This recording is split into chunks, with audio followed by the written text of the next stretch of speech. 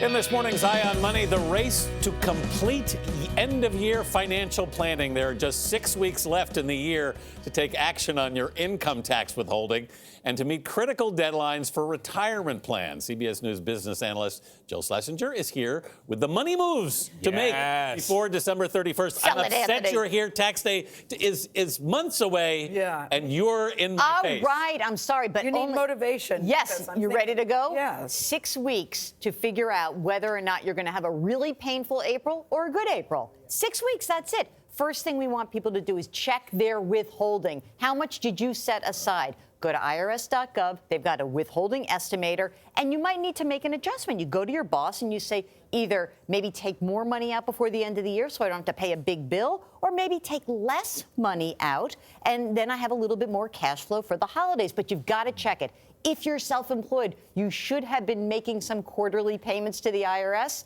You might want to start doing that now so you don't get penalized in April. A lot of people take on a lot of debt over the holidays. So how could tax decisions we make now avoid that? 27% of Americans said they're going in debt during the holidays. That's astounding to me. Or they're going to get into debt. And here's what I think is important. And that's preventable. That is preventable. That's all self-inflicted. So here's what you can do. Well, I know your gift to me is going to cost a lot. I know, obviously. But what you can do is if you change that withholding, right? Because a lot of people say, oh, I'll go into debt, I'll get a refund, I'll pay off the debt. Yeah. Well, what if you adjust your withholding right now? You get more money in your paycheck today. You pay for everything in current dollars. You don't go into debt. And then you have a much easier first quarter of the year. We also know that there are millions of Americans who are still paying off last year's holidays right now. Yeah, I don't know if they're self-inflicted. I mean, people have to participate in the holidays. They do what they can. I wouldn't blame people necessarily.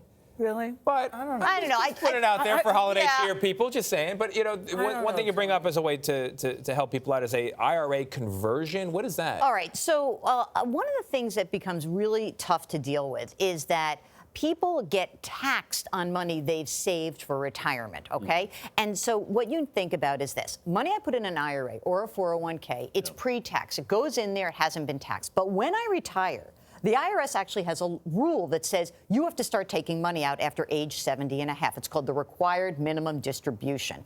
And that rule actually creates a lot of income for people during their retirement. And the amazing thing is that can hurt you when it comes to your Social Security benefits because you can get taxed on those benefits. It can make Medicare more expensive. So one idea is to convert some of those old IRAs into Roth IRAs. You pay the tax today, and then you don't have to pay it later, and you're not forced to take that income. One note that I should make this like the blaring warning signal. If you don't take your required minimum distribution, you're over 70 and a half, right? And you don't take it, the IRS has a massive penalty. 50% penalty on what you should have taken. You know, I'm starting to not like the IRS. It's a funny thing. Oh, come on. I'm just kidding. And I really No, Joe, you're helping people avoid it. Yeah, and by the way, one other idea here before the end of the year is if you find yourself, maybe you've done pretty well this year, maybe you've got a side hustle, if you want, before the end of the year, the next 6 weeks, you might boost those retirement contributions, maybe 1 or 2 percentage points more. That will help your own retirement planning. All right, Jill, thank you very much.